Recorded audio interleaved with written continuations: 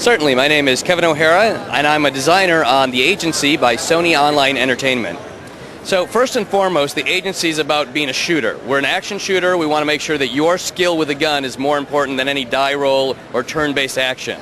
We do have MMO qualities to us. There's a lot of persistence, a lot of items to gain, ranks to persist through, and community tools such as guilds.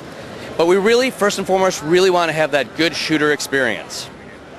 Certainly. Well, I'm going to have Chris play in the background. A typical mission on The Agency would be group up with your friends, pick out what role you want to be, and then go out into the field, find your mission, and just get involved with it. The first thing you're going to do when you play the game is pick your agency. We've got two agencies to pick from, and that's Paragon, and they're the rough and tumble mercenaries. They're all about talking with explosives and duct taping their weapons together. And then there's also Unite, and they're the sophisticated super spies, more the James Bond type. They drink martinis, wear the fanciest clothes, and pretty much have the best gadgets around. After you've picked your faction, you're going to go ahead and pick what role you want to be in.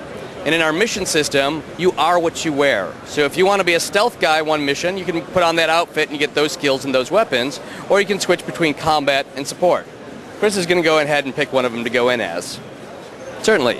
In The Agency, you are what you wear, and it's all about character customization. So at the beginning of the game, you're going to choose what you look like, what your body type is, your hair color, your skin color, a whole range of things to make you look different from the other players. In addition, throughout your career, you'll be collecting all sorts of different combat roles, stealth roles, and support roles. The outfits will rank up and become more powerful and look more impressive. And at the same time, you'll be collecting a lot of aliases. And aliases are when you want to get into, the tuxedo to get into the nightclub, or you might want to get into your streetwear if you want to get into a back alley area so you can get into the back of a bar. And it's all about collecting the different items so that you get more powerful and you look different from other players.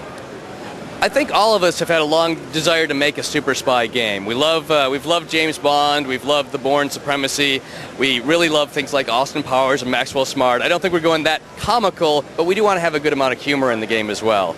I mean, all of us just really have enjoyed the idea of living that exotic life of jet setting from place to place, taking on, infamous villains, and then having really cool gadgets, and of course getting the hot girl at the end. So far in the game, we've got a lot of cool things you can do. There's combat, of course, throughout it. We've got different ways that you can interact with stealth encounters, alias challenges. I think my favorite right now is we got our camera system online. So in it, you'll be going around hunting for intel to take pictures of. And it's really important zooming in, getting proper framing, proper timing on it. And when you take the picture, you can take it back to your contacts, and they'll dissect it and get more missions for you or more special rewards. That's a lot of fun for me. Yes.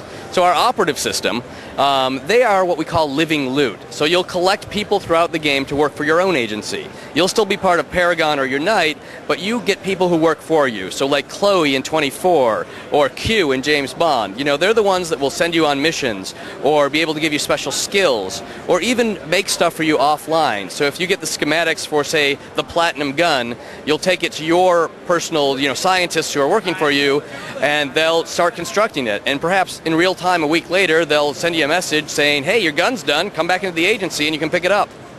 So we're simultaneously developing for the PlayStation 3 and the PC. We're trying to make it so that all the content is pretty much the same. The controls, of course, are specific to the platform we're on. And for the most part, we really want to make it an engaging spy experience. And so far, I think we've done it with both platforms. Currently, we can play between platforms, but I'm not sure if we're going to release that way just because the community we've been dealing with, just the balance issues, they're not sure if they really want that. So throughout beta, we'll decide if we're actually going to allow it. But technically, there's no reason they can't. Certainly. Right now we're in development. We have a lot of features in play. The game is really starting to get to be fun. We've got PvP matches going every day in the office. We've got missions that we're playing through. We still have a couple key features that we're trying to get in the game, and we've got a lot of content to iterate on. So we're not yet ready to announce a beta date or a release date, but as soon as we hammer down some of those, then we'll get all the information out there.